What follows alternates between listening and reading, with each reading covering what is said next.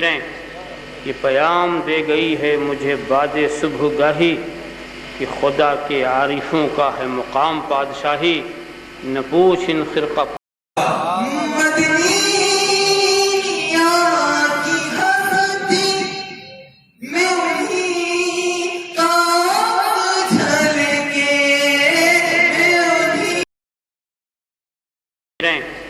یہ پیام دے گئی ہے مجھے باد صبح گاہی کہ خدا کے عارفوں کا ہے مقام پادشاہی، نہ پوچھ ان خرقہ پوشوں کو بصیرت ہو تو دیکھ ان کو، یدے بیضہ لیے بیٹھے ہیں اپنی آستینوں میں، اگر خاموش رہوں میں تو تو ہی سب کچھ ہے، جو کچھ کہا تو تیرا حسن ہو گیا محدود۔ بارگاہ رسالت والے رسالت میں ہدیہ درود شریف پیش فرمائیں۔ اللہم صلی محمد کما تحب و تقبل تصلی علیہ۔ ایک بار اور حدیث صلاۃ پیش فرمائیں۔ صلی اللہ علیہ نبی المی وآلہ صلی اللہ علیہ وسلم صلاۃ و سلام علیک یا رسول اللہ۔ ایک بار اور نذرانے درود شریف پیش فرمائیں۔ اللہم صلی علی سیدنا مولانا محمد وعلی سیدنا مولانا محمد کما تحب و ترضى بأن تصلی علیہ۔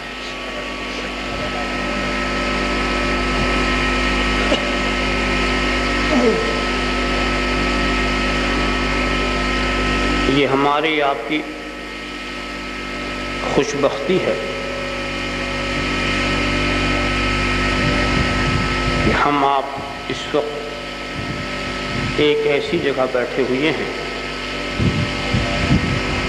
جہاں دن و رات رحمت و نور کی بارش ہوتی رہتی ہے۔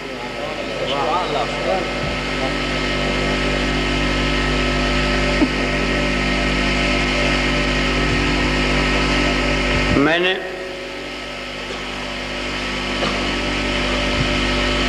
آج کے لیے جس آیت کریمہ کو سرنامہ بیان قرار دیا ہے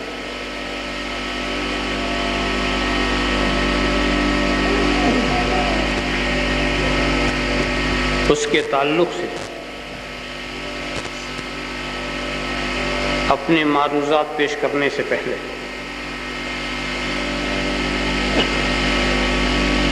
میں آپ سے کچھ پوچھنا چاہتا ہوں۔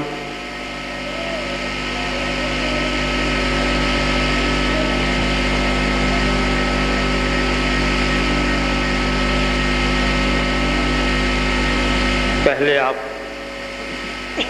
غور سے میری بات سماعت فرمائیں اور پھر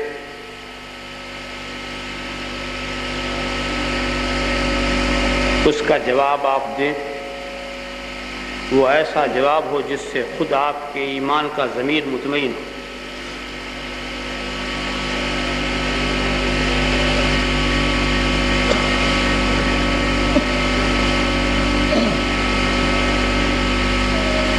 ایک بالکل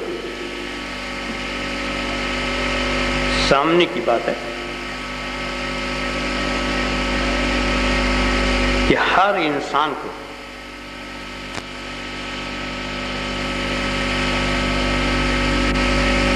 ہر وقت اپنی صحیح پوزیشن کی معرفت ہونی چاہیے کہ وہ کس حیثیت میں ہے اور اس حیثیت میں اس کے فرائض کیا ہیں۔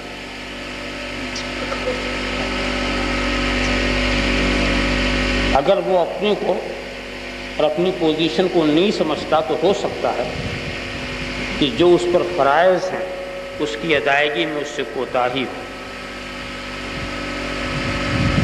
سمجھانے کے لیے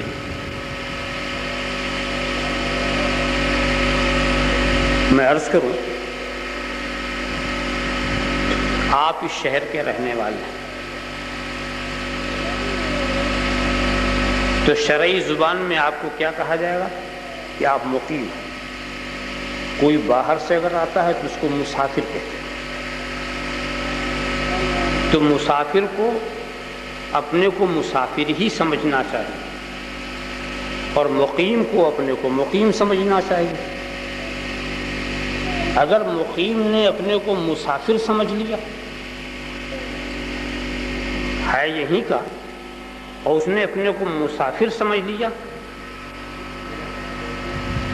تو سب سے بڑی غلطی اس سے یہ ہوگی کہ جو 4 رکعت والی نمازیں اسے وہ 2 پڑھ لے گا، اس لیے کہ وہ اپنے کو مسافر سمجھتا ہے۔ اور اگر مسافر اپنے کو مقیم سمجھ لے تو اس سے غلطی ہوگی، جہاں اسے 2 پڑھنا چاہیے تھا وہ 4 پڑھ لے گا۔ آپ کہیں گے وہ تو زیادہ ہی پڑھے گا، مگر یہ پڑھنا بھی عجیب ہے کہ 4 پڑھ کے بھی وہ بے نمازی ہی رہے گا، اس لیے کہ اس پر 2 ہی فرض تھے۔ تو لہذا مسافر کو اپنے کو مسافر سمجھنا چاہیے اور مقیم کو اپنے کو مقیم۔ اپنی حیثیت نہ سمجھنے کا اثر جو ہے وہ مسائل اور احکامات کے اوپر بھی پڑ سکتا ہے۔ اس مختصر سی تمہید کے بعد اگر میں آپ سے پوچھوں کہ آپ خود کیا ہیں، مقیم ہیں کہ مسافر؟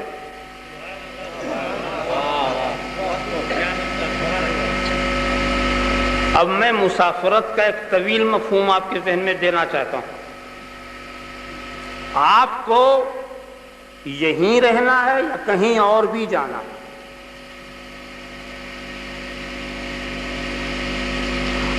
اگر آپ نے یہی طے کر لیا ہے کہ نہیں صاحب ہمیں تو اب کہیں جانا ہی نہیں، یہی رہنا ہے، ہمیشہ ہمیش کے لیے یہی رہنا ہے، تو میں آپ سے کیا گفتگو کر سکوں گا؟ مگر جو یہ سمجھتے ہیں کہ ہمیں کہیں جانا ہے اور ضرور جانا،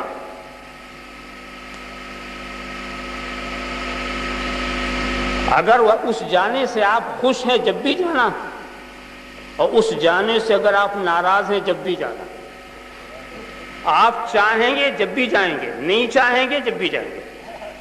ہم ایسی دنیا کی بات کر رہے ہیں کہ جہاں کا پاسپورٹ ویزا خود ہی بن کے چلا آتا، نہ کسی کونسلیٹ میں جانا ہوتا، نہ کسی اور کی سفارش کرنی پڑتی ہے، نہ اس کے لیے کوئی فارم بھرنا پڑتا ہے۔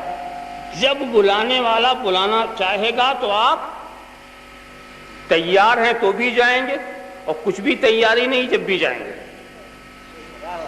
اور ایک بات آپ بھی سمجھیں، میں ایک بات اور پوچھتا ہوں کہ یہ جو آپ یہاں نظر آ رہے ہیں تو کیا یہی ہمیشہ تھے، کہیں اور سے آئے تھے؟ معلومہ کہیں اور سے آئے تھے، کہیں اور جانا ہے، تو یہ جو ہے بیچ کی منزل ہے، ہمارا مقصود نہیں ہے، یہ ہم راستے سے گزر رہے ہیں۔ کہیں سے آئے تھے، کہاں سے آئے تھے؟ عالم ارواح سے۔ عالم ارواح سے ہمارا سفر شروع ہوا تھا، ہم شکم مادر میں پہنچا دیے گئے۔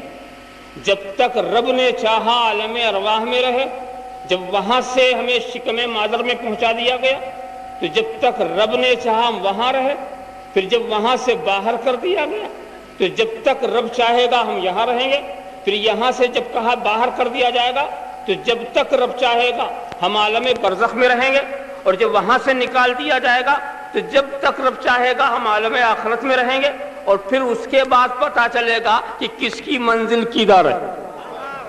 اس کے بعد پتہ چلے گا کہ کس کی منزل کدھر ہے، تو ابھی ہم سب سفر کر رہے ہیں، ہم سب مسافر ہیں۔ یہ بات اور ہے کہ جس دنیا میں ہم رہے اس دنیا کے لوازمات الگ الگ رہے، ضرورتیں الگ الگ تھیں۔ جب ہم عالم ارواح میں تھے تو نہ پانی کی ضرورت، نہ کھانے کی ضرورت، نہ دانے کی ضرورت، نہ ہوا کی ضرورت، نہ غذا کی ضرورت، اس کے بغیر بھی ہم زندہ تھے۔ ہماری روح وہاں پر تھی، ہماری روح اس وقت زندہ، کسی چیز کی ضرورت نہیں۔ مگر جب شکم مادر میں پہنچے تو اب وہاں ہوا کی تو ضرورت نہیں ہے مگر غذا کی ضرورت ہے، وہاں غذا کی ضرورت ہے، اور جب باہر نکلے تو یہاں ہوا کی بھی ضرورت ہے۔ کہنے کا مطلب یہ ہوا کہ عالم بدلنے سے اس کے لوازمات تو بدل رہے ہیں مگر مسافر وہی ہے، مسافر وہی ہے۔ ہر جگہ کی ضرورتیں الگ، ہر جگہ کے تقاضے الگ۔ اور ایک بات ذرا دیکھو، غذاؤں کے فرق میں بھی کتنا فرق ہے۔ جس وقت آپ شکم مادر میں تھے اس وقت آپ کی غذا کیا تھی؟ خون۔ خون کو نجس کہا جاتا، اپنے محل کو چھوڑ دے تو نجاست کے حکم میں آ جائے. تو ایک غلیظ چیز تھی وہ آپ کی غذا، نکلتے ہی وہی چیز آپ پر حرام. اس دنیا کو چھوڑتے ہی جس سے آپ 9 مہینے تک غذا حاصل کر رہے تھے، جب دنیا میں آئے تو وہی چیز حرام. اب کیا یہاں ملا؟ آپ کہیں گے یہاں تو دودھ ملا. یہ دودھ کس سے بنا؟ اسی خون سے بنا، مگر خون کی حقیقت ختم ہو چکی. اب دودھ ایک نئی شکل میں آیا، اور آنے کے بعد پھر وہ تمہیں مل رہا، بنتا خون ہی سے ہے مگر شکل بنی دوسری ہے. شکل دوسری ہے. یہاں پر اس نقطے پر بھی ذہن رکھو، شاید آپ کے ذہن میں وہ نقطہ بھی ہو کہ رب تبارک و تعالیٰ کا فضل تو دیکھو. رب تبارک و تعالیٰ قادر مطلق ہے. شکم مادر میں اس نے جو غذا دی تھی تو ناف کے ذریعہ دیا تھا. کس کے ذریعہ دیا تھا؟ ناف کے ذریعہ. اور جیسے ہی آپ باہر آئے اب غذا مل رہی ہے منہ کے ذریعہ. اب غذا مل رہی ہے منہ کے ذریعہ. حالانکہ شکم مادر میں بھی منہ کے ذریعہ غذا دی جا سکتی تھی. شکم مادر میں بھی منہ کے ذریعہ رب قادر مطلق وہ چاہتا تو اس منہ کے ذریعہ بھی غذا دے دیتا، مگر ایسا نہیں کیا. آپ سوچیں، ایسا نہیں کیا. بات یہ ہے کہ شکم مادر میں جو غذا پہنچائی جا رہی ہے وہ نجس ہے. تو رب تبارک و تعالیٰ نے تمہارے منہ اور تمہاری زبان کو وہاں بھی نجاست سے بچایا جب تم بچانے کی طاقت نہیں رکھتے تھے.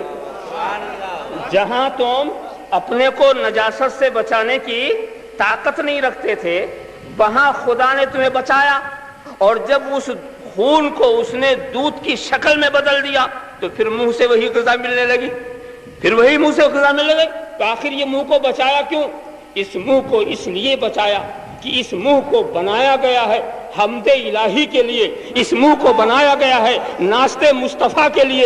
اس منہ کو بنایا گیا ہے اولیاء کرام کی منقبت کے لیے. اس منہ کو بنایا گیا ہے تلاوت قرآن کے لیے. تو ایسے منہ پر وہ غذا نہیں گزرنی چاہیے جس کو نجاست کہا جا سکے. اب آپ خیال کریں، خدا نے تو ہماری زبان کو پاک و صاف رکھا جب ہم بے اختیار تھے. اب اختیار پا کر ہم خود ہی اپنی زبان کو نجس کر دیں. جھوٹ بول کر، غیبت کر کے، شراب پی کر کے، جوا کھیل کر کے، حرام کمائی سے اب اگر ہم اپنی زبان کو خراب کریں تو یہ تو ہمارے اختیار کی بات ہے. خدا تو کچھ اور ہی چاہتا ہے. اللہم صلی علی سیدنا مولانا محمد وعلی سیدنا مولانا محمد کما تحب و ترضى بان تصلی علیہ. ہاں میں تو اشارہ یہ کرنا چاہتا تھا کہ دیکھو اس دنیا کی غذا بھی جس کو آپ دودھ کہتے ہیں یہ بھی بنتی کس سے ہے؟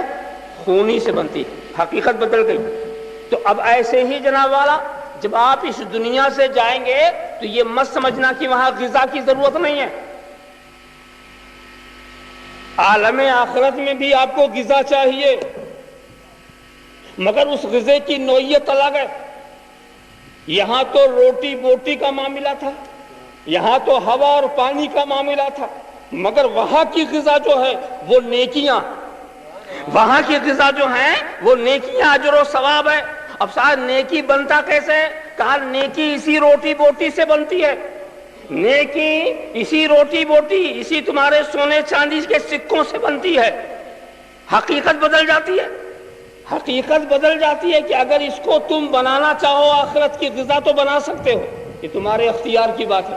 یہاں سے تمہارے سکے نہیں جائیں گے، یہاں سے تمہاری روٹی بوٹی نہیں جائے گی، بلکہ اگر کسی کے نام پر تم نے روٹی بوٹی کھلا دیا تو اس کا اجر جائے گا، اس کا ثواب جائے گا. معلوم کہنے کا مطلب یہ ہے کہ حقیقت بدل جاتی ہے. خیر یہ حقیقت تو واضح ہو گئی کہ آپ کو وہاں جانا ہے. یہاں پر بہت سے حاجی صاحبان ہوں گے اور کتنے ہیں جو روانہ بھی ہو چکے اور کتنے ہیں جو جانے کا ارادہ کر رہے ہیں اور کتنے ہیں جو بہت پہلے ہی حج کر چکے ہیں. ان سے یہ پوچھئے گا کہ جب آپ سعودی عرب جا رہے تھے تو کیا یہیں کا روپیہ کام آیا تھا؟ کیا یہیں کا روپیہ کام آیا تھا؟ تو وہ کہیں گے نہیں جناب، ہم نے تو یہاں کے روپیے کو ریال میں بدلوا لیا تھا، روپیہ یہاں کا تھا، بینک کے ذریعہ ہم نے اس کو ریال میں بدلوا لیا تھا۔ اگر یہاں کا روپیہ ہم لے کے جاتے تو ایک گلاس پانی بھی نہیں ملتا، یہاں کا سکہ وہیں نہیں چلتا، ہمیں تو وہاں کے سکے کی ضرورت ہے۔ اور یہ بات بہت سیدھی سی ہے کہ اگر تمہیں یو کے جانا ہے، انگلینڈ جانا ہے، تو اپنے سکوں کو پاؤنڈ میں بدلوا لو، اگر تمہیں امریکہ جانا ہے تو اپنے سکوں کو ڈالر میں بدلوا لو، اگر کینیا جانا ہے تو شیلنگ میں بدلوا لو، جہاں جو سکہ چلتا ہے اس ملک میں جانا ہے تو یہاں سے بدلوا لو، ورنہ ہوگا کیا؟ اگر تم نے نہیں بدلا تو یہاں کے تم لکھپتی اور وہاں کے بھکاری، یہاں کے تم لکھپتی رہو گے اور وہاں کے تم بھکاری رہو گے۔ جب جانا ہی ہے تو بدلوا لو، جب جانا ہی ہے تو بدلوا لو۔ میں ایک بات اور پوچھتا ہوں، آپ اگر حاجی صاحب سے میں کہوں گا کہ صاحب آپ نے، حاجی صاحب پوچھیں بھئی میں کتنا بدلوا لوں، کوئی انگلینڈ جانے والا پوچھے بھئی ہم کتنا پاؤنڈ لے لیں، کتنا ڈالر لے، تو میں پوچھوں گا کتنے دن رہنا، میں پوچھوں گا کتنے دن رہنا، اس نے کہا 3 مہینے رہنا، تو میں نے کہا بس اتنا کافی ہوگا، $500 بہت ہے۔ اس نے کہا 2 مہینہ، تو میں نے کہا بس $300 کافی۔ کہا صاحب مجھے تو 1 ہی ہفتہ رہنا، کہا بس تو $50 کافی ہے۔ جیسے جیسے تم پہلے بتاؤ کہ تمہیں کتنا رہنا، میں اسی حساب سے بتا دوں بس اتنا بدلوا لینا کافی ہے، تمہیں کوئی تکلیف نہیں ہوگی۔ تو اے آخرت کی دنیا میں جانے والوں، تمہیں وہاں کتنا رہنا، اے آخرت کی دنیا میں جانے والوں وہاں کتنا رہنا۔ اگر آپ کہو گے اب وہاں سے نکلنا ہی نہیں ہے تو اب یہاں کچھ چھوڑنا ہی نہیں ہے، اب یہاں کچھ چھوڑنا ہی نہیں ہے۔ کس کے لیے چھوڑیں؟ جب واپس آنا ہوتا تب تو چھوڑ کے جاتے، واپس آنا ہوتا تو چھوڑ کے جاتے، اور جب واپس آنا ہی نہیں تو چھوڑنے کا مطلب کیا؟ پھر چھوڑنے کا سوال کیا ہے؟ تو جب عالم آخرت میں تم جاؤ گے تو یاد رکھو عالم آخرت کے سکوں سے یہاں کے سکوں کو بدلوا لو۔ عالم آخرت میں جو چیز چلے گی وہی چلے گی، تمہارے یہاں کا سکہ نہیں چلے گا، نہ روپیہ چلے گا، نہ گلڈر چلے گا، نہ ڈالر چلے گا، نہ پاؤنڈ چلے گا، نہ شیلنگ چلے گی۔ وہاں اگر چلے گی تو صرف نیکیاں چلیں گی، وہاں صرف اس بازار میں صرف یہی ایک سکہ چلے گا، تو اب اس کو بدلوا لو۔ آپ کہیں گے کہ صاحب کہاں بدلوا لیں، بہت سارے بینک کھلے ہوئے ہیں، وہاں ہم ریال میں بدلوا لیتے، پاؤنڈ میں بدلوا لیتے، ڈالر میں۔ آخرت کا کوئی بینک کھلا ہو تو بتاؤ، آخرت کا کوئی بینک کھلا ہو تو بتاؤ کہ یہاں دیں اور وہاں ملے، یہاں دیں اور وہاں ملے۔ تو یہاں دینے والوں تم کسی پر احسان نہیں کرتے، تم بڑے فائدے میں ہو، اپنے مال کی حفاظت کر رہے ہو، اپنے مال کو بچا رہے ہو۔ جو تم خرچ کر دو گے، جو تمہارے پاس ہے وہ فنا ہو جائے گا، اور جو تم خدا کے حوالے کر دو گے وہی باقی رہے گا۔ صاحب خیال کریں۔ اب آپ سوچیں گے کہ بھئی ایسا بینک تو مل جاتا تو ہم یہاں دیتے وہاں لیتے، تو اسی آخرت کے ایک بینک کا نام ہے دارالعلوم قطب عالم۔ یہ آخرت کا ایک بینک ہے، یہ چاہے متولی ہو چاہے ٹرسٹی ہو، آپ انہیں نہیں دے رہے ہیں بلکہ آخرت کے بینک میں جمع کریں۔ اور اتنا یہ بینک زیادہ دیتا ہے کہ آج تک نہ امریکہ دے سکا، نہ روس دے سکا، نہ جاپان دے سکا، نہ جرمنی دے سکا۔ 1 کا 10 تو کوئی بینک دینے کی طاقت ہی نہیں رکھتا۔ 1 روپیہ لے اور 10 روپیہ دے، آج تک کوئی بینک پیدا ہی نہیں ہوا ہے۔ یہ صرف آخرت کا بینک ہے جو کہتا کہ 1 دو تو 10 لو، 1 دو تو 10 لو۔ اسی پر اکتفا نہیں، اللہ کی رحمت کی کوئی انتہا نہیں ہے۔ اللہم صلی علی سیدنا محمد۔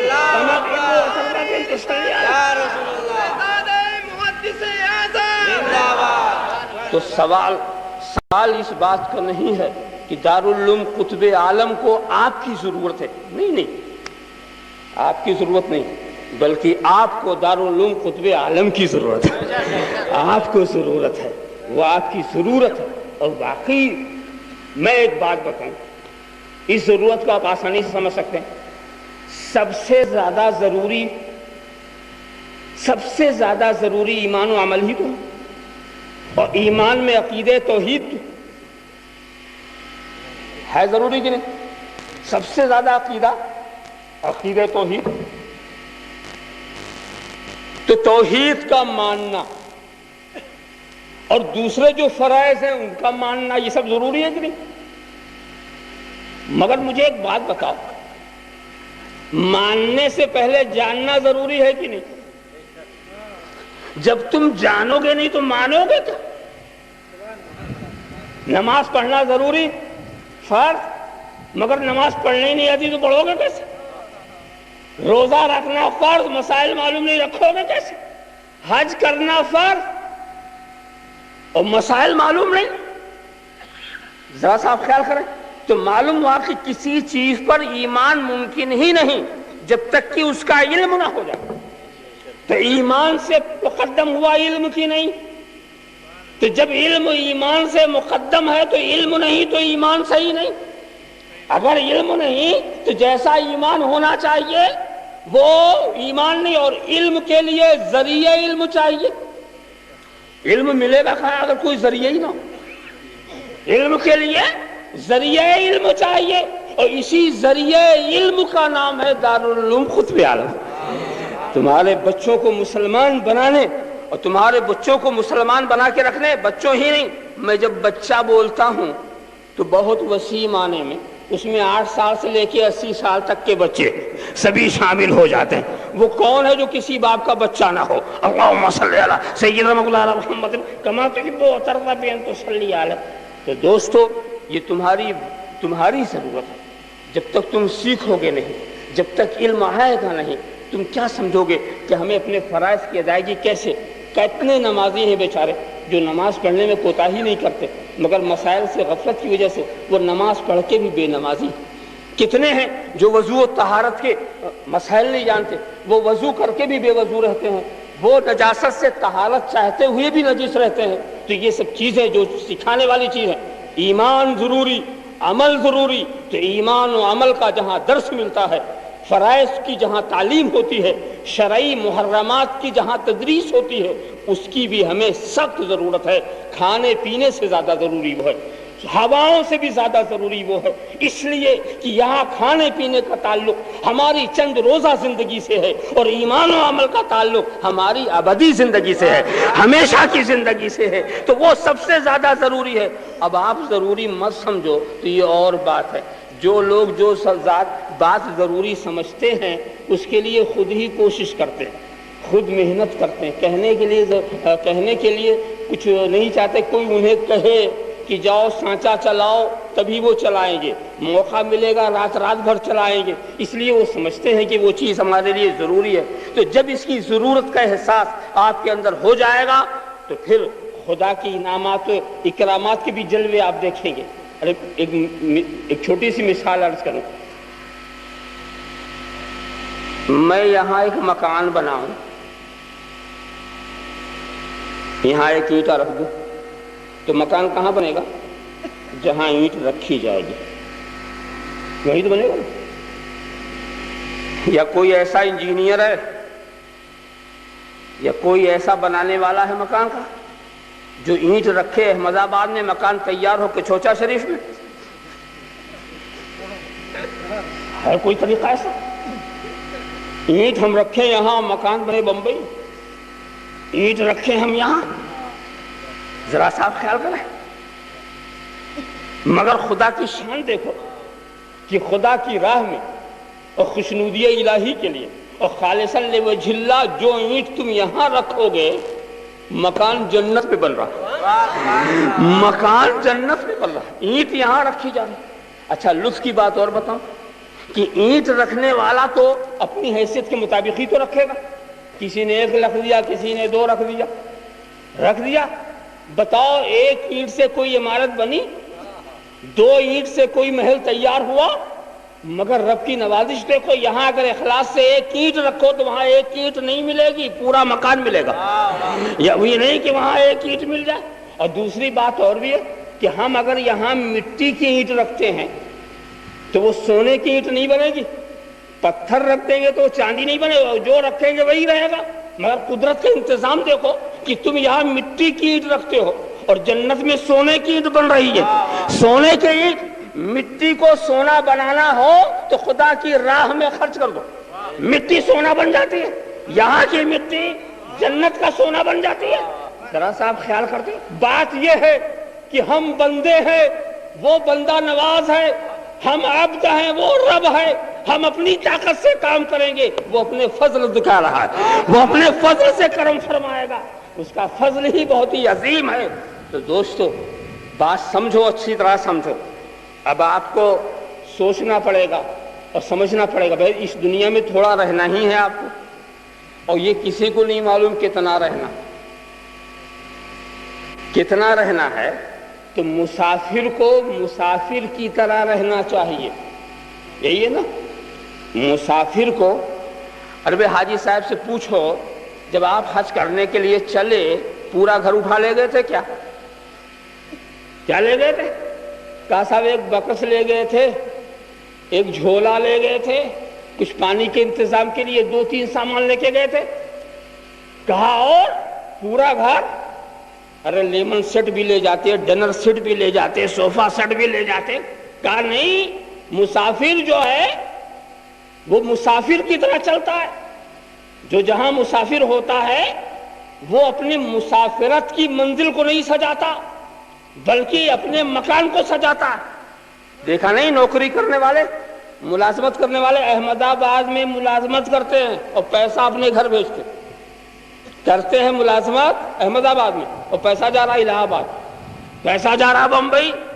ارے بھائی کماتا یہاں، پیسہ ادھر کیوں جاتا؟ گھر وہ ہے، یہ مسافرت کی جگہ یہاں کرایہ کا مکان چلے گا، مگر سجانا ہے تو اسے سجاؤ۔ جہاں پلٹ کے جانا ہے، سجانا ہے تو اسے سجاؤ جہاں پلٹ کے جانا ہے۔ تو دوستو اگر سجانا ہے تو اس گھر کو سجاؤ جس میں تم جاؤ تو نکالے نہ جاؤ، ایسے گھر کو سجاؤ جس میں جاؤ تو نکالے نہ جاؤ، اور وہ صرف آخرت کا گھر ہے۔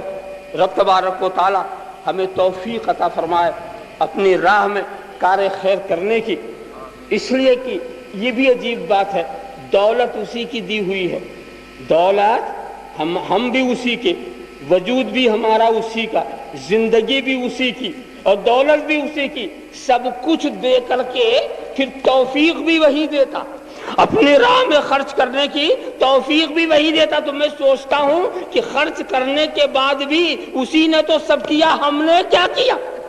ہم نے کیا کیا؟ نہ دولت ہماری، نہ ارادہ ہمارا، نہ توفیق ہماری، نہ زندگی ہماری، اسی کی چیز تھی، اسی نے اپنی طرف لے لیا، اور اس پر کرم یہ ہے کہ اس کو وہ ہمارا عمل کہہ رہا ہے۔ اللہم صلی علی سیدنا مولانا محمد کما تحب و ترضى بأن تصلی علیہ۔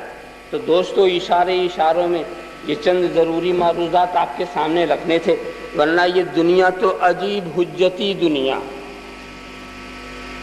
عجیب حجتی دنیا۔ یہ آج کا دور جو ہے، اس دور کو میں کیوں کا دور کہتا ہوں۔ کیوں یہ کیوں کا دور، بچپنے سے ایسا کیوں کے عادی ہوئے کہ یہ کیوں کرنا چھوٹ ہی نہیں رہا ہے۔ چھوٹے بچے تھے، جب پیدا ہوئے آنکھیں کھول کے دیکھا، زبان تو نہ بول سکی مگر حالت بول رہی ہے، یہ کیا ہے، یہ کیا ہے، یہ کیا ہے۔ ہم نے سکھانا شروع کر دیا، یہ ماں ہے، یہ باپ ہے، یہ بھائی ہے، یہ بہن۔ جس کو ہم نے کہہ دیا باپ، لڑکا باپ کہنے لگا، جس کو ہم نے کہا یہ تیری ماں، لڑکا ماں بولنے لگا۔ اب ہم جیسے جیسے سکھا رہے ہیں ویسے ہی بول رہا۔ کبھی کسی لڑکے نے یہ نہیں کہا ہوگا یہ تیرا باپ ہے، ہم باپ ماننے کو تیار نہیں، یہ تیری ماں ہے تو کہ ہم ماں ماننے کو تیار نہیں۔ معلوم ہوا کہ جب عقل و شعور کچھ بھی نہیں تھا، اس وقت بھی اتنا شعور تھا کہ بڑوں کی بات مان لینا چاہیے، کسی کی بات، کسی کا سہارا مان ہی لینا چاہیے۔ مانتا چلا جا رہا ہے، اور اس کے بعد پھر اس کے اور آگے بڑھا تو ہم نے بغدادی قاعدہ سامنے رکھا ہر نقش کو سمجھاتے رہے، یہ فلاں ہے، یہ فلاں ہے، یہ فلاں ہے، یہ سلسلہ چلتا رہا۔ اس کے بعد مگر یہ نہ سمجھو کہ لڑکے کا کیوں ختم ہو گیا، ہم نے سوچا اچھا ہے کہ اس کو اور پڑھاؤ، علم دو، اور جب بہت زیادہ علم ہو جائے گا اس کے پاس تو اس کا کیوں ختم ہو جائے گا، ہر سوال کا جواب اسے مل جائے گا۔ پڑھنے دو، اسے پروفیسر ہونے دو، اسے انجینئر ہونے دو، اسے ڈاکٹر ہونے دو۔ جب یہ سب کچھ ہو جائے گا تو اسے ہر کیوں کا جواب مل جائے گا۔ مگر دوستو، جب یہی بچہ پروفیسر بنا، ڈاکٹر بنا، انجینئر بنا، تو پھر کیا پوچھتا ہے؟ زمین کیوں ہے، آسمان کیوں ہے، چاند کیوں ہے، سورج کیوں ہے، دریا کیوں ہے، آبشار کیوں ہے؟ ہم نے کہا یہ لیجئے، ہم تو سمجھے تھے پڑھ کر یہ کیوں کا جواب پا لے گا، اس کا کیوں بڑھتا ہی جا رہا ہے، اس کی کیوں میں کچھ کمی ہی نہیں آ رہی ہے۔ اس کے بعد میں نے کہا اس کو اور پڑھا دو، فلسفی بنا دو، جالینوس بنا دو، افلاطون بنا دو، دیمقراطیس بنا دو، سقراط بنا دو، بقراط بنا دو، ابو علی سینا بنا دو، ابن رشد بنا دو، برکلے بنا دو۔ جب یہ فلسفی ہو جائے گا تو ہر کیوں کا جواب اسے مل جائے گا۔ مگر دوستو، بڑے غضب کی بات ہے، جب یہ بچہ افلاطون بنتا ہے، سقراط و بقراط بنتا ہے، شیخ ابو علی سینا بنتا ہے، جب بھی اس کا کیوں ختم نہیں ہوتا، اب تو یہ پوچھ رہا ہے خدا کیوں ہے، رسول کیوں ہے، دین کیوں ہے، مذہب کیوں ہے۔ ہم تو سمجھتے ہیں علم بڑھتا ہے تو کیوں بھی خطرناک ہوتا چلا جا رہا ہے، کیوں بھی بھیانک ہوتا چلا جا رہا ہے۔ یہ علم جو ہے یہ اسے گمراہ کر رہا ہے، علم حجاب اکبر بن رہا ہے، علم اس کو دلالت کی راستے پہ لگا رہا ہے۔ دوستو، ایسا الجھا ہوا ہے یہ انسان ہر کیوں میں۔ اور اب تو ہمارے دیندار طبقے کے اندر بھی کچھ ایسے لوگ جنہوں نے کبھی مدرسے کی زیارت نہیں کی ہے، علماء کی صحبت نہیں ہے، مدرسے کی چٹائیوں پر بھی بیٹھے نہیں ہیں، مگر دین کے مسائل میں بھی کیوں چلاتے ہیں، دین کے مسائل میں کیوں چلاتے ہیں۔ میلاد کیوں ہے، فاتحہ کیوں ہے، نیاز کیوں ہے، نظر کیوں ہے، حلوہ کیوں ہے، کھچڑا کیوں ہے، اس طرح چکر پڑے ہوئے۔ پہلے تو دارالفتہ میں لوگ فتوے لکھتے تھے، اب ہوٹلوں میں فتوے لکھے جا رہے ہیں، اب چوراہوں پر فتوے لکھے جا رہے ہیں۔ ارے اپنی حیثیت کو سمجھ، تو چلانے والا نہیں ہے، چلنے والا ہے۔ چلنے والے اور ہوتے ہیں اور چلانے والے اور ہوتے ہیں۔ یاد رکھو، ہم سے یہ مت پوچھو یہ کیوں ہے وہ کیوں ہے، ہماری حیثیت سمجھ لو۔ عالم دین کی حیثیت کیا ہے؟ عالم دین مجتہد نہیں ہوتا، عالم دین امام مجتہد نہیں ہوتا، وہ کسی مجتہد کے قول کا ناقل ہوتا ہے، مقلد ہوتا ہے۔ ہمارے پاس مجتہدین کے مسائل موجود ہیں اور ہر مسئلے پر لیبل لگا ہوا ہے، یہ حنفی لیبل ہے، یہ شافعی لیبل ہے، یہ مالکی لیبل ہے، یہ حنبلی لیبل ہے۔ اب اگر کوئی مالکی آیا تو مالکی والا سامان ہم نے دے دیا، اگر حنفی آیا تو حنفی کے مسائل ہم نے بتا دیے، اگر کوئی شافعی آیا تو شافعی کے احکامات ہم نے بتا دیے۔ ہمارا کام صرف پہنچانا ہے، بنانا نہیں ہے۔ ہمارا کام پہنچانا ہے، بنانا نہیں ہے۔ مسائل ہم نے بنایا نہیں ہے، ہم تو مسائل کے پہنچانے والے ہیں، دینے والے ہیں۔ اس کو ایسے ہی سمجھو، ایک عطار کی دکان پر آپ گئے اور اس سے کہا کہ ہمیں عطر چاہیے، عطر چاہیے، کیا چاہیے؟ عطر گلاب چاہیے، عطر کیوڑا چاہیے، عطر ہنا چاہیے، مجموعہ چاہیے، جنت الفردوس چاہیے، یہ چاہیے وہ چاہیے۔ اس نے لا کر ایک عطر پیش کر دیا، یہ لیجئے صاحب، یہ کیوڑے کا عطر ہے، یہ جناب والا یہ لیجئے یہ گلاب کا عطر ہے، یہ دیکھو یہ ہنا کا عطر ہے۔ اب اس نے لا کے پیش کیا۔ اب آپ اس سے پوچھیں کہ پہلے یہ بتاؤ کہ یہ کیسے بنا، بتاؤ یہ کیسے بنا، پہلے ہمیں سمجھاؤ کیا دلیل ہے کہ یہ عطر کیوڑا ہے، کیا دلیل ہے کہ یہ عطر ہنا ہے، کیا دلیل ہے کہ یہ عطر گلاب ہے۔ اس تو وہ کہے گا گیٹ آؤٹ۔ اگر ایسے ہی خریدار روز ہمارے پاس آ گئے تو دکان بند کر کے گھر بیٹھنا ہوگا۔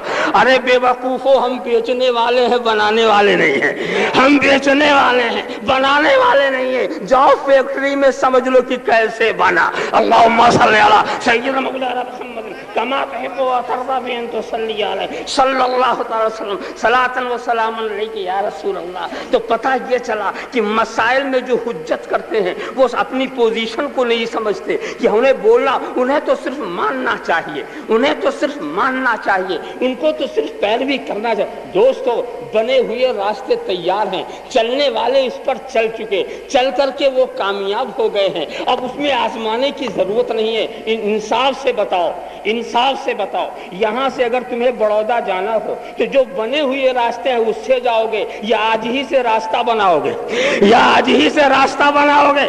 آخر کیا کرو گے؟ آپ کہیں گے ارے جو بنے ہوئے راستے، سینکڑوں گاڑیاں آ رہی ہیں جا رہی ہیں، اس پر ہم جائیں گے تو کامیاب ہو جائیں گے، اور آج ہی سے بنانا شروع کیا تو بڑودہ تک پہنچتے پہنچتے قیامت آ جائے گی، ہم پہنچ بھی نہ پائیں گے، نہ جانے کیا حشر ہمارا ہو جائے، راستہ بنے کہ نہ بنے. تو دوستو ہائی وے تیار ہو چکے ہیں. یہ حنفی ہائی وے ہے، یہ شافعی ہائی وے ہے، یہ مالکی ہائی وے ہے، یہ حنبلی ہائی وے ہے. اور اس پر چلنے والے چلے تو قطب عالم ہو گئے، چلے تو شاہ عالم ہو گئے، چلے تو غوث زمانہ ہو گئے، چلے تو خواجہ خواجگاں ہو گئے، چلے تو محبوب الہی ہو گئے، چلے تو محبوب سبحانی ہو گئے، چلے تو مخدوم سمنانی ہو گئے، چلے تو کیا سے کیا ہو گئے. اب اللہ اکبر یا رسول اللہ. تو میں یہی پوچھنا چاہتا ہوں، چلنے والوں کے کامیاب نقوش بتا رہے ہیں کہ یہ چل کر کامیاب ہو گئے، تو اب ہماری بھی کامیابی اسی راستے پر چلنے ہی سے ہوگی. اس راستے، نیا راستہ مت بناؤ، نیا راستہ بناؤ گے تو منزل تک نہیں پہنچ سکتے.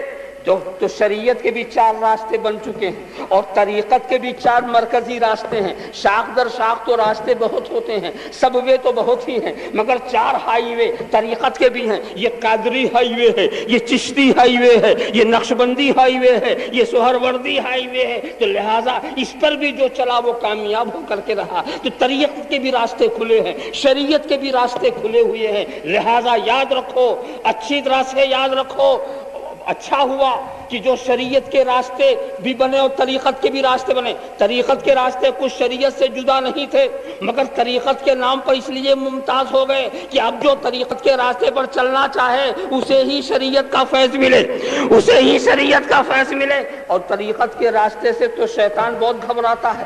غوث جیلانی کا نام سنتا ہے گھبراتا ہے، خواجہ اجمیری کا نام سنتا ہے گھبراتا ہے.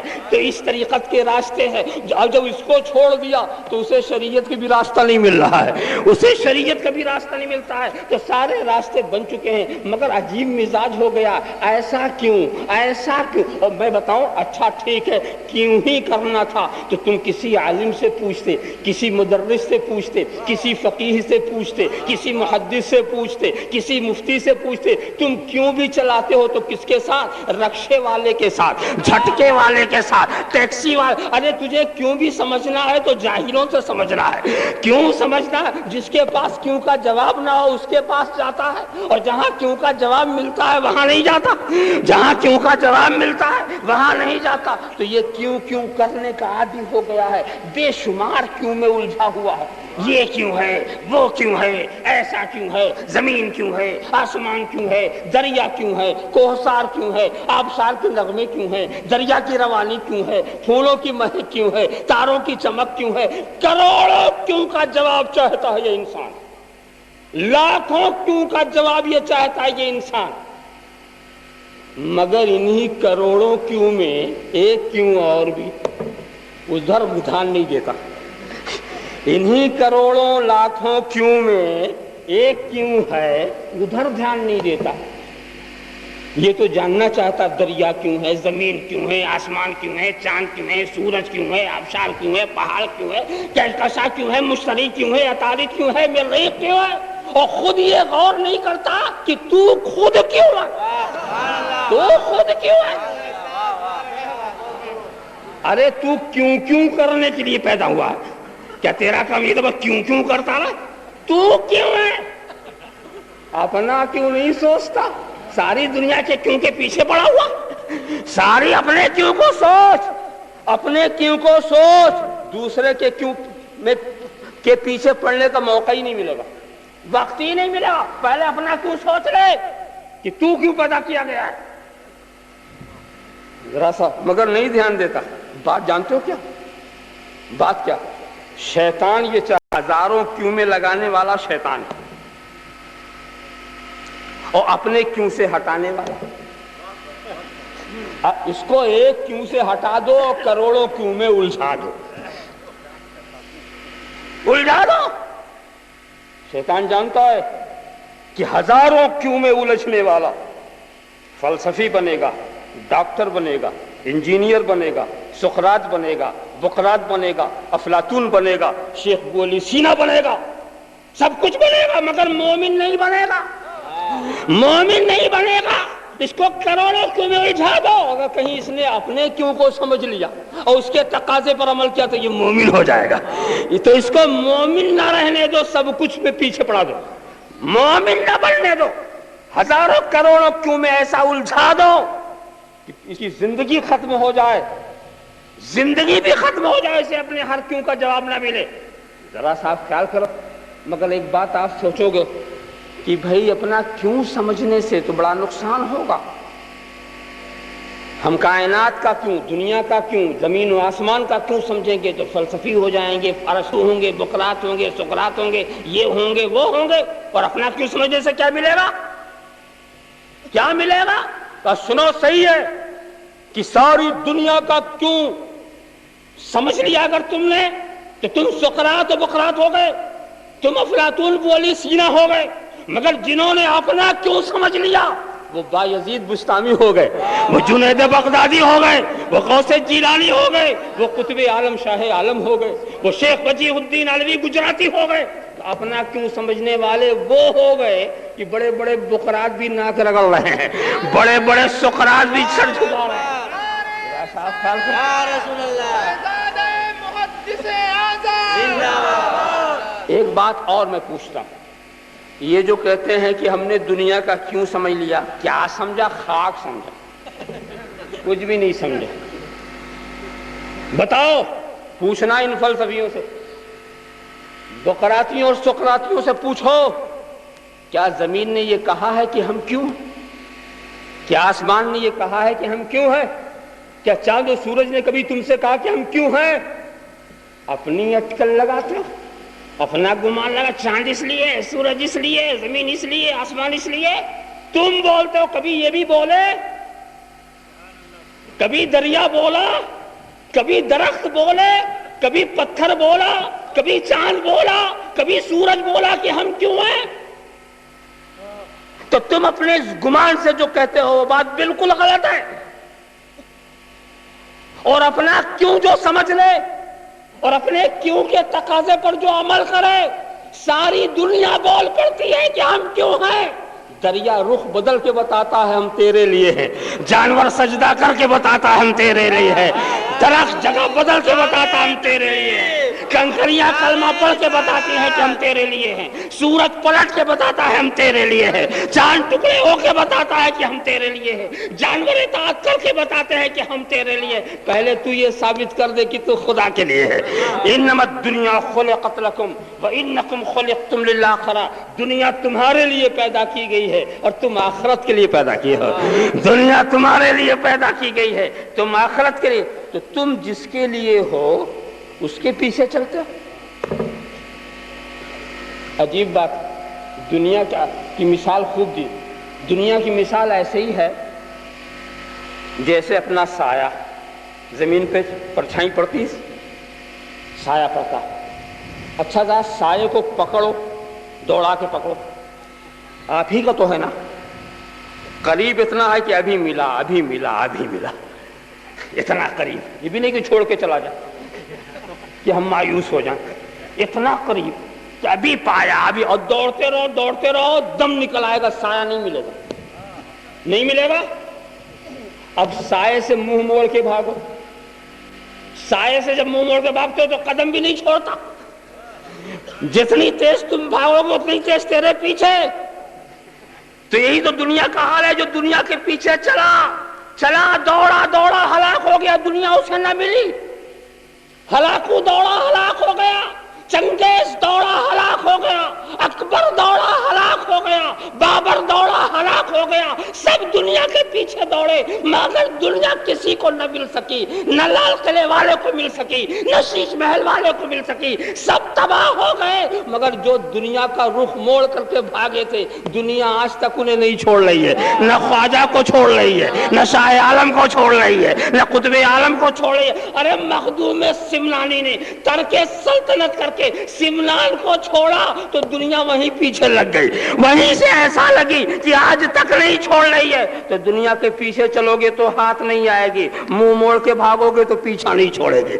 اتنا پیچھا پڑ گئی کہ پوری تحریک چل رہی ہے کہ خواجہ کے ہاں مت جاؤ، غوث کے ہاں مت جاؤ، مگر دنیا ایسا پیچھے پڑی ہوئی ہے کہ کسی کی بات نہیں مانتی، سایہ پیچھے دوڑتا ہی چلا جا رہا۔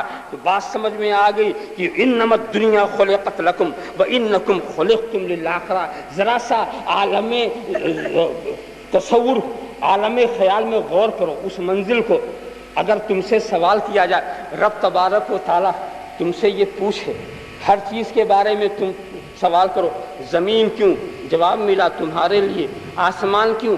تمہارے لیے، چاند و سورج کیوں؟ تمہارے لیے، دریا کیوں؟ تمہارے لیے، آبشار کے نغمے کیوں؟ تمہارے لیے، سب چیز تمہارے لیے، اور تم کیوں؟ تم کیوں؟ اسی کیوں کا جواب تو نہیں چاہتا نا؟ ہاں تو تم تو نہیں غور کرنا چاہتے، مگر اسلام اسی کیوں کو سمجھانے آیا۔ یہ خدا کی رحمت ہے کہ ہمارا ذہن جدھر نہیں جاتا خدا اپنی کریمی سے ہمارے ذہن کو ادھر موڑ رہا۔ تم نہیں سمجھنا چاہتے، سنو، وما خلقت الجن والانس الا لیعبدون، ہم نے جنوں کو اور انسانوں کو صرف اپنی عبادت کے لیے پیدا کیا، صرف عبادت کے لیے، دوسرے کام کے لیے پیدا ہی نہیں کیا۔ تو جو جس کام کے لیے ہوتا ہے اس سے وہی کام تو ہونا چاہیے نا، دوسرا کام لوگے تو یہ غلط ہوگا، کیوں غلط ہو جائے گا۔ میں عام طور سے سمجھانے کی مثال عرض کر دیا کرتا ہوں، اکثر و بیشتر گلاس بنایا گیا پانی پینے کے لیے، گلاس کس لیے بنایا گیا؟ اور وہ غلدان بنایا گیا تھوکنے کے لیے۔ اب اگر کوئی پانی مانگے ہم غلدان میں دیں گے تو پیے گا؟ اب تھوکنے کے لیے کیا کوئی گلاس میں تھوکے گا؟ نہیں۔ اس لیے جو چیز جس کے لیے بنائی جائے اس سے وہی کام ہے۔ ٹوپی سر پہ کے لیے ہے وہ سر پہ رہنا چاہیے، پیر میں نہیں جانا چاہیے، اور جوتا پیر کے لیے تو سر پہ نہیں چڑھانا چاہیے۔ جو چیز جہاں کے لیے ہے اس کو دیکھا آپ نے، حالانکہ اگر نیا غلطان ہو، بالکل مراد آباد سے بن کے آیا ہو، کبھی استعمال نہ ہو، تو اس میں کا پانی ناجائز نہیں ہوتا، حرام بھی نہیں ہوتا، علماء کرام سے فتویٰ پوچھ سکتے ہیں، مگر کوئی پینے کو تیار بھی نہیں ہوتا۔ کیوں نہیں پی رہے ہو؟ کہا یہ اس کام کے لیے بنایا نہیں۔ ہم نے کہا سنو، یہ کس نے بنایا؟ کیا آدمیوں نے؟ یہ کس نے تھوکنے کے لیے بنایا؟ کیا آدمیوں نے؟ ارے آدمی کی بناوٹ کا اتنا لحاظ، آدمی جو بنا دے اس کی وضع، اس کے تعین، اس کے تشخص کا اتنا لحاظ کہ آدمی جسے کہہ دے یہ پینے کے لیے اس میں تھوکتے نہیں، اور آدمی جسے کہہ دے کہ یہ تھوکنے کے لیے اس میں پیتے نہیں، تو آدمی کی بناوٹ کا خیال اور خدا کی بناوٹ کا کوئی خیال نہیں، اس کے تعین، اس کے تشخص، اس کے تقرر کا کوئی خیال نہیں کہ وہ کہہ رہا کہ تو کس لیے ہے؟ صرف عبادت کے لیے۔ اب آپ سوچیں گے بڑی مشکل میں پھنس گئے، ہم صرف عبادت کے لیے ہیں تو اب صبح سے شام تک نفل پر نفل پڑھو، تسبیح پہ تسبیح چلاؤ، اب تو کوئی کام ہی نہیں رہے گا، تو ہماری دکان پہ کون بیٹھے گا؟ ہمارے بال بچوں کی نگہداشت کون کرے گا؟ ہاں کچھ لوگ عبادت کا ایسے ہی تصور پیش کرتے ہیں کہ سب کو چھوڑ دو چلو، سب کو چھوڑ دو اور چلو۔ یہ عبادت کا وہ تصور ہے جو شیطان نے انہیں سکھایا کہ اس چکر میں نہ دین ملے نہ دنیا رہے۔ کیا سمجھے؟ تو آپ سوچو گے نا، میں سمجھانا چاہتا ہوں کہ دیکھو عبادت کا ایک محدود مفہوم آپ کے ذہن میں ہے، اسی لیے یہ سوچ ہے آپ کی۔ آپ سمجھتے ہیں کہ صرف 5 وقت کی نماز یہ عبادت، 30 دن کا روزہ یہ عبادت، زندگی کا ایک حج یہ عبادت، سالانہ 40واں نکال دینا یہی عبادت۔ یہ تصور آپ کے ذہن میں صحیح ہے، یہ عظیم عبادت ہے، مگر صرف یہی عبادت نہیں ہے۔ تیزی سے میں لے جانا چاہتا ہوں وقت کا لحاظ رکھتے ہوئے۔ تمہاری زندگی کا ہر لمحہ، تمہارا اٹھنا بیٹھنا، تمہارا کھانا پینا، تمہارا سونا جاگنا، تمہارا بچوں کی پرورش کرنا، تمہارا ماں باپ کی خدمت کرنا، پڑوسیوں کا حق ادا کرنا، صحیح طور سے تجارت و زیارت کرنا، یہ سب کچھ عبادت ہے۔ مومن کا ہنسنا بھی عبادت، مومن کا رونا بھی عبادت، مومن کا اٹھنا عبادت، مومن کا سونا جاگنا عبادت، مومن کا کھانا پینا عبادت۔ شرط یہ ہے کہ تمہارا کوئی عمل اللہ اور اس کے رسول کے بنائے ہوئے قانون کے خلاف نہ ہو۔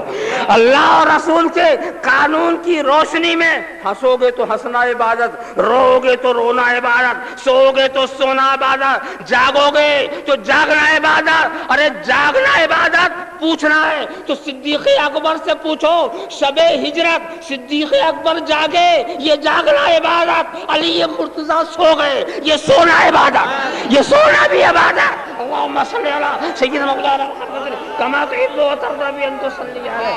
تو شرط یہ ہے، کہنے کا مطلب یہ ہے کہ اے تجارت کرنے والو، ایسی تجارت کرو کہ تمہاری تجارت عبادت بن جائے۔ اے زراعت کرنے والو، ایسی زراعت کرو کہ تمہاری زراعت عبادت بن جائے۔ اے بولنے والو، ایسی بولی بولو کہ تمہارا بولنا عبادت بن جائے۔ اے چلنے والو، ایسی رفتار اختیار کرو کہ تمہاری رفتار عبادت بن جائے۔ تم مومن ہو، تمہیں رات و دن کی ڈیوٹی پہ رہنا ہے، تمہیں ایک وقت بھی اس فرصت نہیں ہے کہ ایمان چھوڑ کے کچھ کر لو، ایک وقت کے لیے فرصت نہیں، 24 گھنٹے کی ڈیوٹی تمہاری ہے۔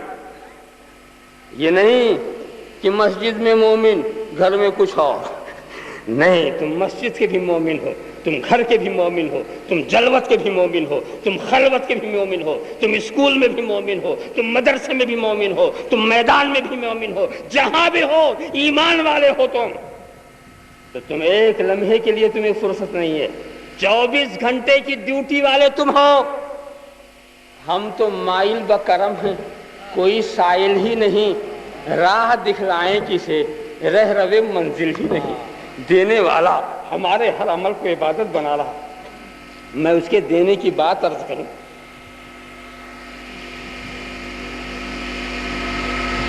آپ نماز عشاء پڑھ لیں،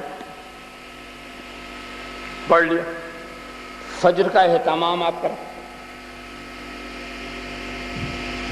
کہ فجر پڑھنی، اہتمام کر کے آپ سو بھی گئے، فجر کا وقت ہوا، فجر کی نماز پڑھ لیا، اب ظہر سے غافل نہ رہیں، ظہر پڑھنی ہے اس کا خیال کریں، ویسے اپنا ہر جائز کام کرتے رہیں مگر ظہر سے غافل نہ ہو۔ ظہر آئی، ظہر پڑھ لیا، پھر ظہر کے بعد عصر کا انتظار شروع کر دیں، اس سے غافل نہ ہو۔ جب عصر کا وقت آیا اسے پڑھ لیجئے، اس کے بعد مغرب کا وقت جما لیجئے ذہن میں کہ مغرب پڑھنی، جب وہ وقت آیا اسے پڑھ لیجئے، پھر عشاء کا وقت آیا اسے پڑھ لیجئے۔ اس طرح سے جو ایک نماز کے بعد دوسرے نماز کے خیال میں رہتا ہے تو وہ پڑھتا ہے 5 مگر لکھا جاتا ہے 24 گھنٹے وہ نماز میں، 24 گھنٹے وہ نماز میں ہے۔ بیویوں کے بچوں کے پاس بیٹھا ہوا، وہاں لکھا جا رہا نماز میں ہے، اپنی تجارت اپنی دکان پر تول رہا، وہاں لکھا جا رہا نماز میں ہے۔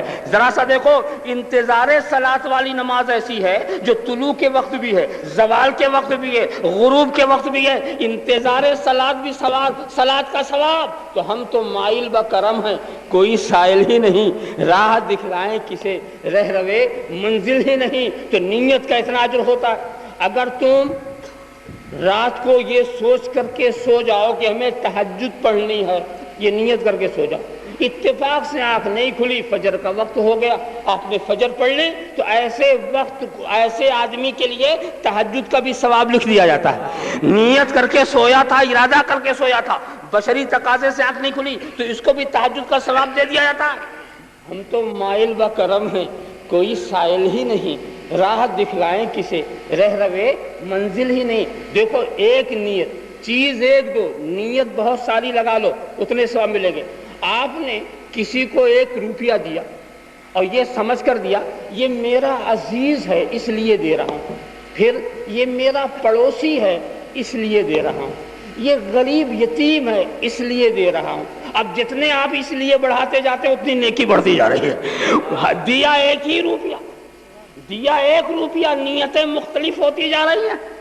اسی لیے کہا جاتا نیت المومن خیر من عملہ ونیت الکافر شر من عملہ, یعنی مومن کی نیت اس کے عمل سے بہتر ہے, نیت مختصر عمل زیادہ, اور کافر کی نیت اس کے عمل سے زیادہ بدتر ہے.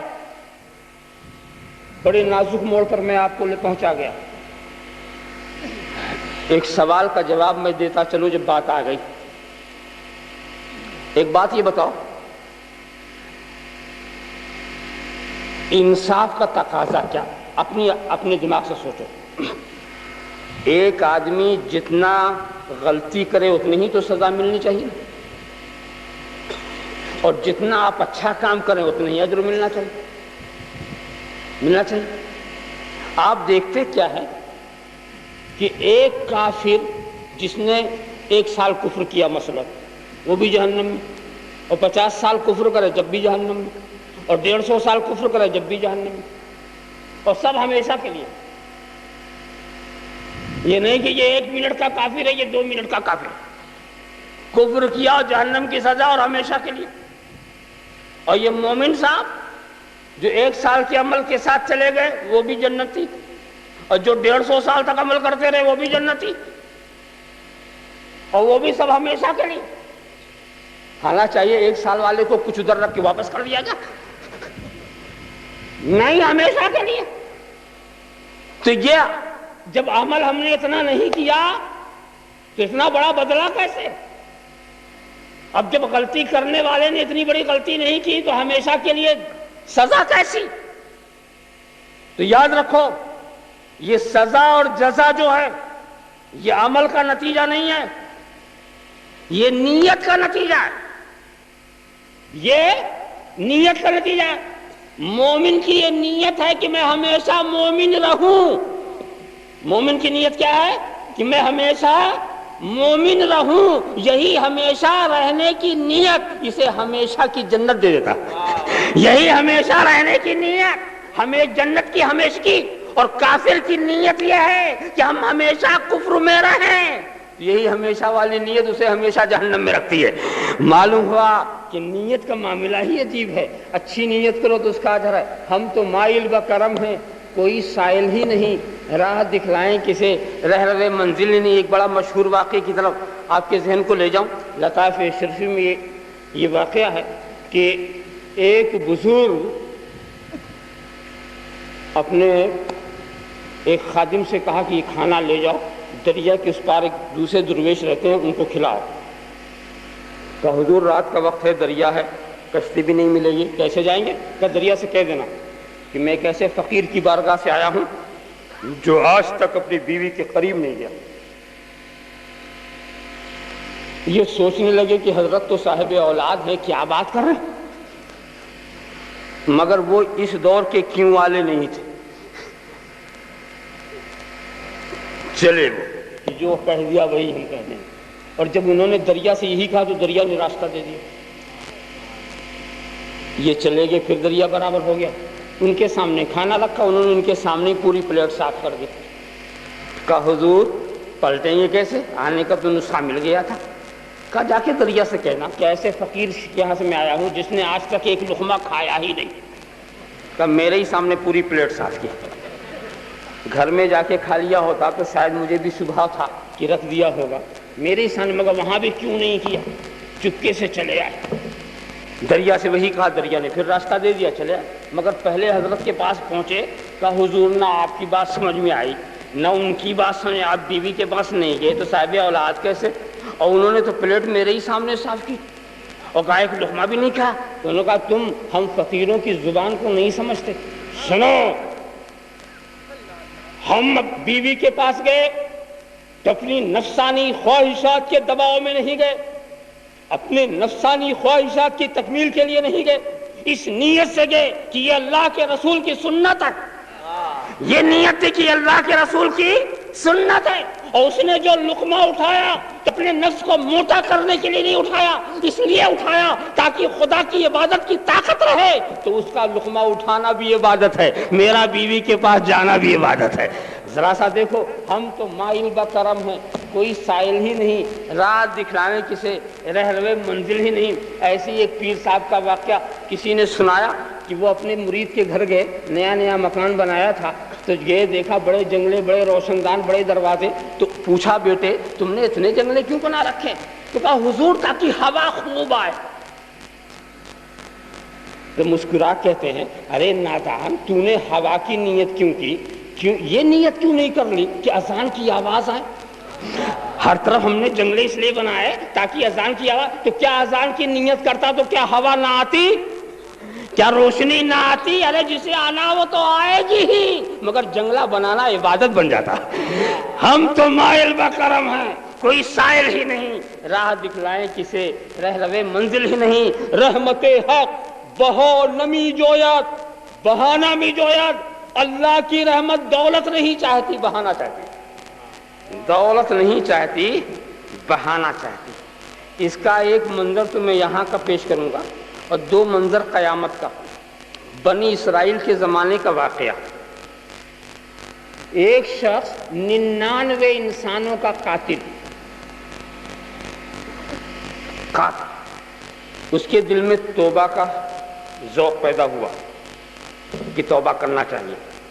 ایک صاحب کے پاس پہنچا تو ہم کو توبہ کرا دو، کیا غلطی کا 99 انسانوں کا میں نے قتل کیا، توبہ کرا دو۔ تو کہتے ہیں کہ ارے تیری تو توبہ قبول ہی نہیں ہوگی، خدا کی رحمت سے مایوس کر دیا، تیری تو توبہ قبول ہی نہیں ہوگی، کل نہیں ہوگی، کل نہیں ہوگی، تو کیا فرق پڑتا ہے، ایک اور تھے ان کو بھی صاف کر دیا، جب قبول ہی نہیں ہوگی تو کیا 99 کیا 100، فرق کیا پڑتا۔ مگر دل میں پھر خیال آیا کہ یہ تو بڑا برا ہوا، ہم تو آئے تھے توبہ کے لیے، ایک اور بڑھا دیا۔ اس کے بعد اپنے ایک دوست سے کہا دیکھ فلاں بزرگ کے ہاں جا، وہ توبہ کرا دیں گے۔ اب وہ اپنے گھر سے نکلا، توبہ کے ارادے سے نکلا، توبہ کا سچا ارادہ لے کے نکلا، اور بیچ راستے میں تھا کہتے ملک الموت کو حکم ہو گیا، روح نکال لیا، روح نکال لیا۔ اب عذاب کے فرشتے بھی آ رہے ہیں اور رحمت کے بھی۔ رحمت کے فرشتے کہتے ہیں کہ الہ العالمین ہمیں حکم ہو، ہم اس کی روح کو لے کے چلیں، اس لیے کہ یہ توبہ کے لیے قدم نکال چکا تھا۔ اور عذاب کے فرشتے کہتے ہیں اے اللہ ہمیں حکم ہو، ہم لے کے چلیں، قدم تو نکالا تھا مگر ابھی توبہ نہیں کی تھی۔ کہے فرشتوں پھر ذرا سا پیمائش تو کرو، ادھر سے قریب ہے یا ادھر سے، توبہ والی منزل سے قریب ہے یا گھر سے قریب ہے؟ تو رحمت والے فرشتے ادھر لگ گئے، عذاب والے ادھر لگ گئے۔ یہ تو پیمائش کر، خدا کی مصلحت دیکھو، اور وہاں حکم الہی زمین کو ملا کہ اے زمین اس کو توبہ کے گھر کے قریب کر دے۔ بڑی امید لے کے نکلا ہے، مایوس نہ ہونے دوں گا، بڑی امید لے کے نکلا ہے۔ ہم تو مائل بکرم ہیں، ہم تو مائل بکرم ہیں، کوئی سائل ہی نہیں، راہ دکھلائے کسے رہروے منزل ہی نہیں۔ نعرہ تکبیر، اللہ اکبر، یا رسول اللہ، سادہ محدث اعظم۔ اب میدان قیامت میں بھی یہی منظر آپ کے سامنے آئے گا۔ دو واقعہ صرف اشارہ کروں، مشہور واقعہ۔ ایک صاحب جن کے پاس صرف ایک نیکی کی کمی، تو سوچا ایک ہی کی کمی ہے کہیں سے مل جائے گی، مہلت لے لیا، بارگاہ خداوندی سے مہلت دے دے، میں کہیں سے لے لوں، جا۔ ایک نیکی نہیں مل رہی، باپ کے پاس گئے تو نیکی دینا تو بڑی بات، وہ تو پہچانتا بھی نہیں کہ میرا بیٹا ہے۔ سینے سے چمٹا کے رکھنے والی ماں وہ بھی نہیں پہچان رہی، ایک نیکی دینے کو سب نفسی نفسی میں لگے ہوئے۔ ذرا سوچو، دنیا کی جن محبتوں نے تمہیں آخرت سے غافل کر رکھا، وہ ساری محبتیں قیامت میں رسوا ہو گئی۔ نہ ماں کی محبت، نہ باپ کی شفقت، آپ خیال کرتے چلے جاؤ، سوچتے چلے جاؤ، پریشان۔ وہ آسان سمجھتا تھا، مرحلہ مشکل۔ اتنے میں ایک دوست اسے ملا جو خدا کی راہ میں ایک دوسرے کی مدد کرنے کے لیے دوستی کی تھی۔ اس نے پوچھا تو کیوں پریشان ہے؟ کہا دوست مجھے ایک نیکی کی ضرورت اور کوئی دینے والا نہیں۔ تو دوست کہتا ہے تجھے ایک نیکی کی ضرورت اور میرے پاس تو ایک ہی نیکی ہے۔ تجھے ایک کی ضرورت، میرے پاس ایک ہی۔ جب تجھے ایک نہیں مل رہی تو مجھے اور کیا ملے گا؟ لے ایک تو ہی لے لے، کم سے کم تیری تو نجات ہو جائے۔ ایک تو لے لے تاکہ تیری نجات ہو جائے۔ یہ بندے نے دوسرے بندے کی نجات کا تصور پیدا کیا۔ رحمت حق نے آواز دیا کہ جب بندہ اتنا بڑا بندہ نواز ہے تو اے فرشتوں حکم کر دو یہ دینے والا بھی جنتی وہ لینے والا بھی جنتی۔ نعرہ رسالت شہزادہ سمنانو کشوشا۔ ہم تو مائل بکرم ہے، کوئی سائلی نہیں، راہ دکھلائیں کسے رہروے منزل نہیں۔ اور ایسے ہی قیامت میں دو انسانوں سے حکم الہی ہوا جاؤ جاؤ جہنم میں، جاؤ جہنم میں۔ تو ایک تو دوڑتا ہوا جائے گا، ایسا دوڑے گا جیسے جنت میں جا رہا، بڑی تیزی سے جا رہا۔ اور ایک جاتا پیچھے مڑ کے دیکھتا، آگے جاتا پیچھے مڑ کے دیکھتا۔ حکمت کو ظاہر کرنے کے لیے رب تبارک و تعالیٰ فرشتوں کو بھیجتا۔ اسے پوچھو دوڑتا ہوا جا رہا، جہنم میں جا رہا۔ جا کے پوچھا، انہوں نے کہا کہ اے فرشتوں میں وہ بدنصیب انسان ہوں جس نے دنیا میں خدا کا کوئی حکم نہیں مانا، اور اب یہ اس کا آخری حکم ہے کہ جاؤ جہنم میں، یہ اس کا اب وہ مجھے کوئی حکم نہیں دے گا، تو میں سوچتا ہوں اسے جلدی سے مان لوں چاہے جہنم ہی میں جانا، کم از کم یہ آخری حکم کی تعمیل ہو جائے۔ اور دوسرے سے پوچھا کہ تم آہستہ آہستہ کیوں چل رہا؟ تو میں پیچھے مڑ مڑ کے دیکھتا ہوں کہیں رحمت پکار تو نہیں رہی، کہیں رحمت آواز تو نہیں دے رہی ہے۔ تو اس کو تعمیل حکم کا جذبہ آیا، اس کو رحمت کا جذبہ آیا۔ حکم آئے فرشتوں دونوں سے کو اب دونوں کا رخ مڑ جائے۔ ہم تو مائل بکرم ہیں، کوئی سائل ہی نہیں، راہ دکھلائیں کسے رہروے منزل ہی نہیں۔ وما خلقت الجن والانس الا لیعبدون، ہم نے جنوں اور انسانوں کو صرف اپنی اطاعت کے لیے پیدا کیا ہے، اسلام کے قانون کی پیروی کے لیے پیدا کیا ہے، صرف اپنی عبادت کے لیے پیدا کیا ہے۔ کسی دوسرے پابند کیا جا رہا نا، آپ کہیں گے صاحب ہم تو عقل والے ہیں، عقل والے کو کوئی پابند کرتا ہے؟ ارے پاگلوں کے پیر میں بیڑی ڈالی جاتی، مجنون لوگوں کو ہتھکڑی پہنائی جاتی، ہم تو عقل والے ہیں ہمیں آزادی ملنی چاہیے۔ ارے ہم نے کہا کہ آپ عقل والے ہیں اسی لیے تو ہم پابند کر رہے ہیں، پاگل ہو جاؤ گے تو کوئی پابندی نہیں۔ پابندی تو عقل والوں ہی کے لیے ہوتی ہے، جو جتنا بڑا عقل والا ہوتا ہے اتنا ہی پابند۔ ایک مثال دے دوں موٹی سی، جگہ جگہ کہیں کہیں دیوار پہ آپ لکھا پائیں گے یہاں پیشاب کرنا منع، منع، یہاں پیشاب کرنا منع۔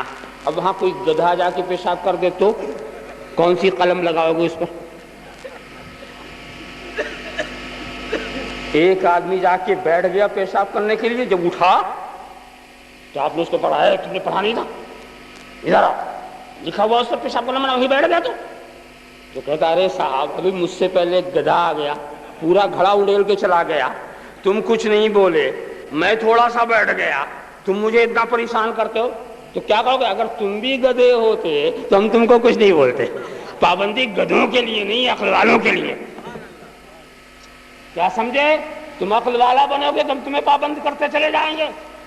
وہ لطیفہ بھی شاید آپ نے سنا ہوگا کہ کسی انگریز نے اپنے دفتر کے سامنے ایک بورڈ لگا دیا تھا، نو ایڈمیشن، اندر آنے کی اجازت نہیں۔ اتنے میں مچھروں کی پوری جماعت چلی آئی، آج پوری جماعت بغیر پوچھے آتی ہی ہے، پوری گنگناتے ہوئے۔ تو وہ غور کرنے لگا، میں نے تو لکھا تھا اندر آنے کی اجازت نہیں، یہ آئے کیسے؟ بغیر بلائے یہ آئے کیسے؟ پھر تھوڑی دیر بعد وہ خود ہی ہنسنے لگا کہ نہیں صاحب غلطی ان کی نہیں ہے، میری ہے، میں نے بورڈ انگلش میں لگایا ہے، اور یہ مچھر انڈین ہے، ہندوستانی، یہ بیچارہ انگریزی کیا جانے۔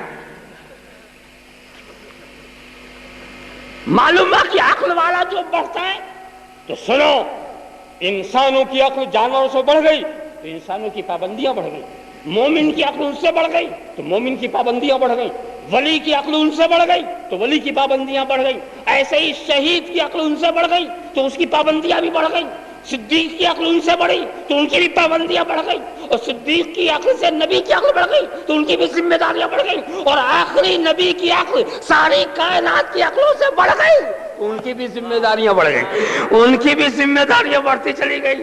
ذرا سا دیکھو، اتنی بڑی ذمہ داری سرکار نے لے لی کہ شفاعتی لأہل الکبائر من امتی، شفاعتی لأہل الکبائر من امتی، اپنی کالی کمری کو اتنا وسیع کر دیا کہ ہر گنہگار اس میں پناہ لے رہا ہے، ہر گنہگار اس میں پناہ لے رہا ہے۔ کہنے کا مطلب یہ ہے کہ عقل جتنی بڑھتی چلی جاتی ہے اتنی ہی ذمہ داری، اتنی ہی قانون کی پابندی زیادہ ہوتی چلی جا رہی ہے۔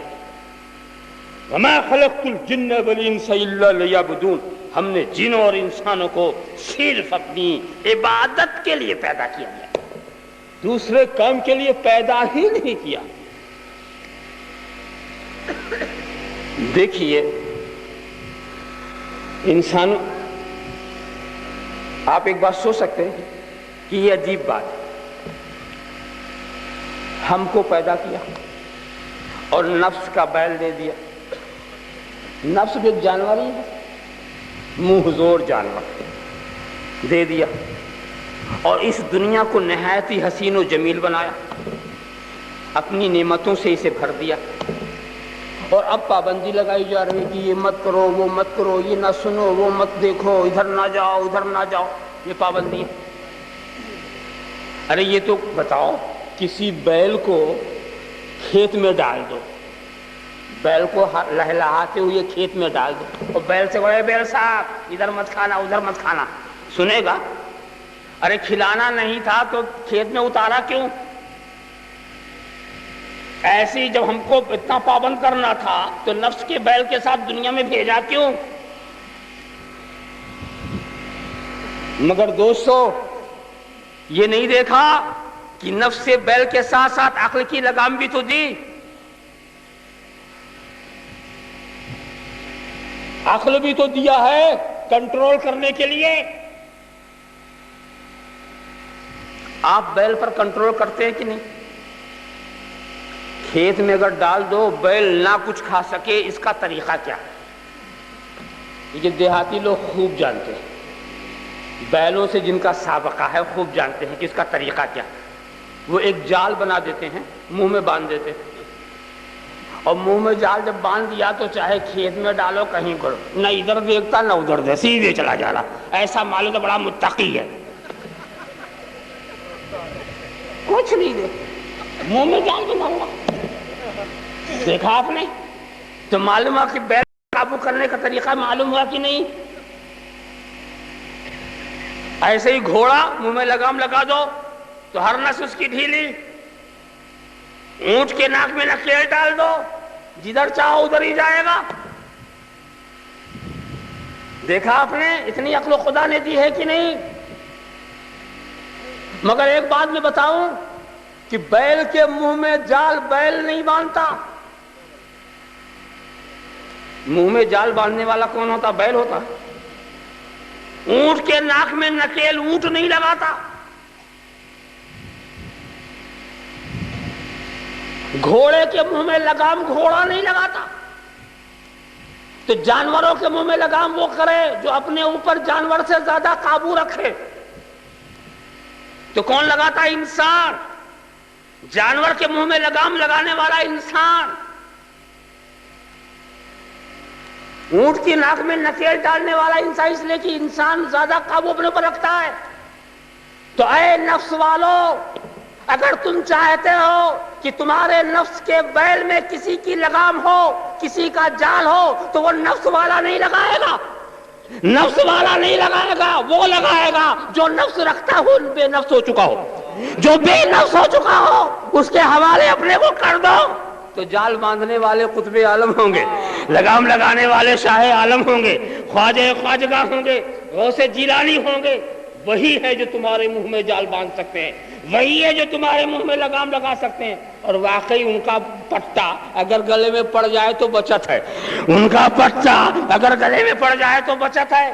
ارے میں نے تو دنیا کا حال بھی دیکھا، دنیا کا حال دیکھا کہ ہمارے مولانا جا رہے تھے ٹہلتے ہوئے جا رہے تھے، دیکھا ان کی بکری کسی کے کھیت میں پڑی ہوئی، ان کی بکری۔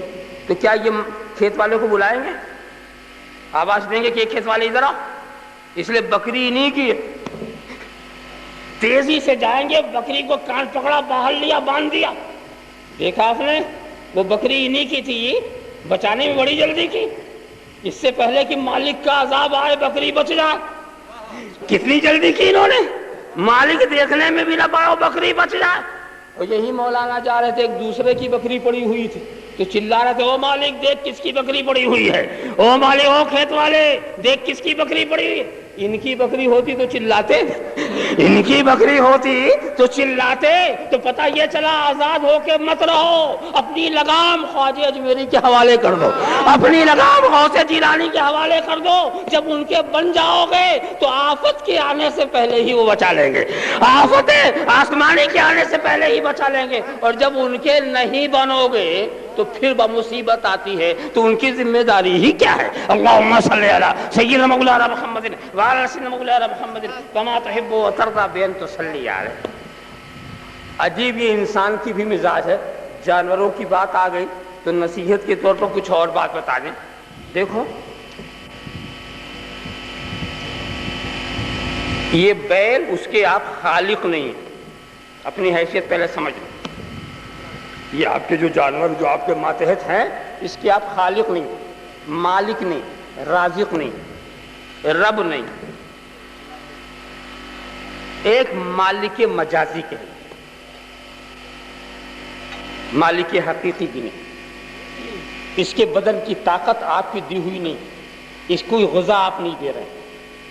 جو آپ کا رازق ہے وہی ان کا بھی رازق ہے، جو آپ کا رب ہے وہی ان کا بھی رب ہے، جو آپ کا خالق وہی ان کا بھی خالق۔ صرف ایک عارضی تعلق کہ ایک ملکیت مجازی، تو مالک مجازی ہونے میں اب آپ کا تصور کیا بنتا وہ دیکھو، کہ جو آپ کہیں وہ یہ کرے۔ آپ بیل سے یہ سننا پسند نہ کریں گے کہ اے مالک میں بھوکا ہوں، اے مالک میں پیاسا ہوں، اے مالک یہ جاڑے کی رات ہے، اے مالک یہ گرمی کی دوپہر ہے۔ نہیں، جس وقت میں کہوں چلو، جس وقت میں جوت دوں کھیت میں جت جاؤ۔ دیکھا آپ نے، یہی تو کرتے۔ اور اگر یہ جانور آپ کی بات نہ مانے تو آپ ڈنڈے برساتے۔ کیسے بھی ہو، جب تم میرے مملوک ہو تو تمہارا عذر نہیں سنا جائے گا، تمہارا بہانہ نہیں سنا جائے گا، تمہاری بھوک پیاس نہیں دیکھی جائے گی، جاڑے اور گرمی کی بات نہیں سنی جائے گی۔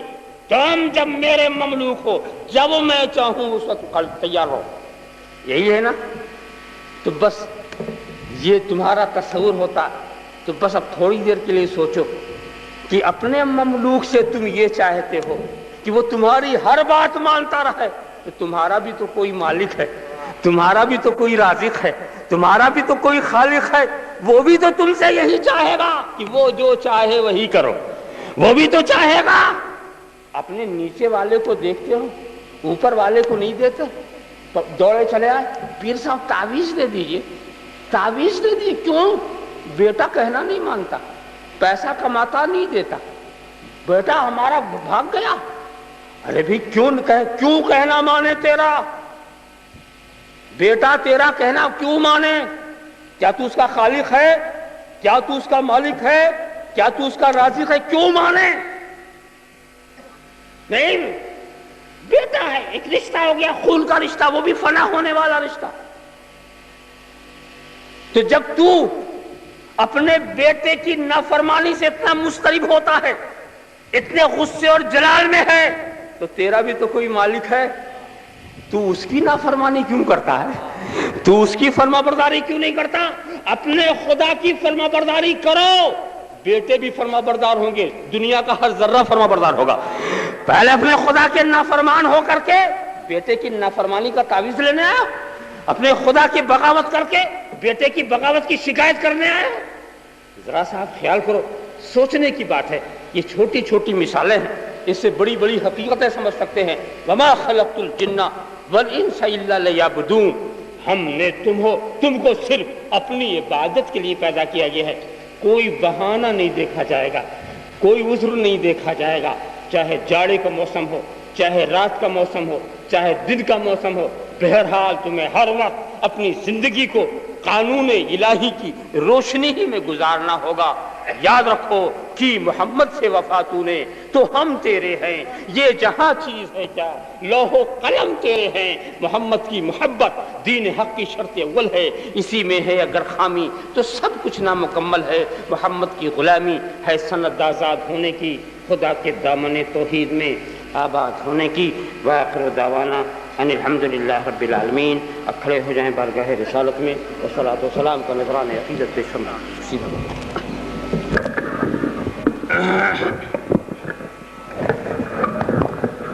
یا نبی